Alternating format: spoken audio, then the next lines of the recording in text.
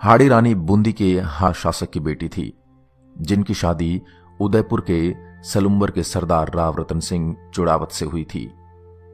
बाद में उन्हें इतिहास में हाड़ी रानी के नाम से जाना गया। हाड़ी रानी एक ऐसी वीरांगना थी जिन्होंने अपने अस्तित्व की रक्षा के लिए अपने पति को उसका फर्ज याद दिलाने के लिए अपना सिर ही काट कर पेश कर दिया, ताकि वह अपनी नई नवेली दुल्हन के मोहपाश में बंधा अपने राष्ट्र धर्म से विमुख न हो। यह उस समय की बात है जब मेवाड़ पर महाराणा राज सिंह 1652 से 1680 का शासन था। इनके सामंत सलुम्बर के राव चुंडावत रतन सिंह थे, जिनसे हाल ही में हाड़ा राजपूत सरदार की बेटी से शादी हुई थी। कथा के अनुसार हाड़ी रानी के विवाह को अभी केवल 7 ही दिन हुए थे। हाथों की मेहंदी भी अभी छूटी नहीं थी।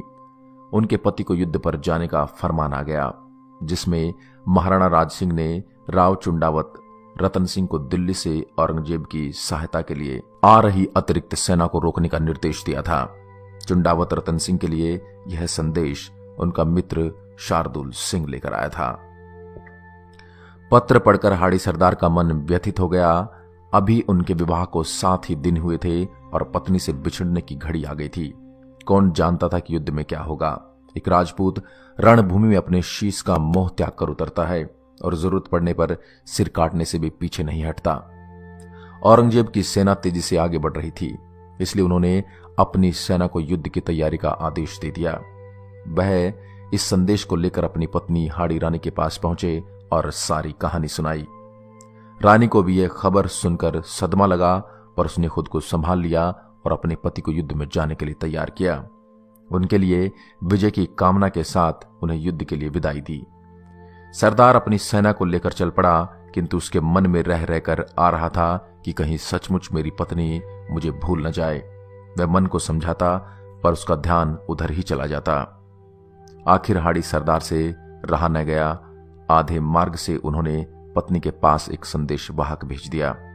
पत्र में लिखा था कि प्रिय, मुझे मत भूलना, मैं जरूर लौट कर आऊंगा। मुझे तुम्हारी बहुत याद आ रही है। अगर संभव हो तो अपनी कोई प्रिय निशानी मुझे भेज देना। उसे ही देखकर मैं अपना मन हल्का कर लिया करूंगा।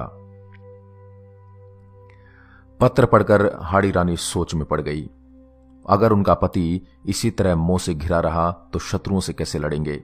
अचानक उनके मन में एक विचार आया। उन्होंने संदेशवाहक को अपना एक पत्र देते हुए कहा, मैं तुम्हें अपनी अंतिम निशानी दे रही हूं। इसे थाल में सजाकर सुंदर वस्त्र से ढककर मेरे वीर पति के पास पहुंचा देना, किंतु याद रखना कि उनके सिवा इसे कोई और न देखे। हाड़ी रानी के पत्र में लिखा था, प्रिय, मैं तुम्हें अपनी अंतिम निशानी भेज रही हूं। तुम्हें मेरे मोह के बंधनों से आजाद कर रही हूं। अब बेफिक्र होकर अपने कर्तव्य का पालन करना। मैं स्वर्ग में तुम्हारी बाट जोहूंगी। पत्र संदेशवाहक को देकर हाड़ी रानी ने अपनी कमर से तलवार निकाली और एक ही झटके से अपना सिर धड़ से अलग कर दिया। संदेशवाहक की आंखों से आंसू निकल पड़े। स्वर्ण थाल में हाड़ी रानी के कटे सिर को सुहाग के चूनर से ढककर संदेशवाहक भारी मन से युद्ध भूमि की ओर दौड़ पड़ा। उसको देखकर हाड़ा सरदार ने पूछा, क्या तुम रानी की निशानी ले आए? संदेशवाहक ने कांपते हाथों से थाल उसकी ओर बढ़ा दिया। हाड़ी सरदार की आंखें फटी की फटी रह गई और वह उन फटी आंखों से अपनी पत्नी का सिर देखता रह गया।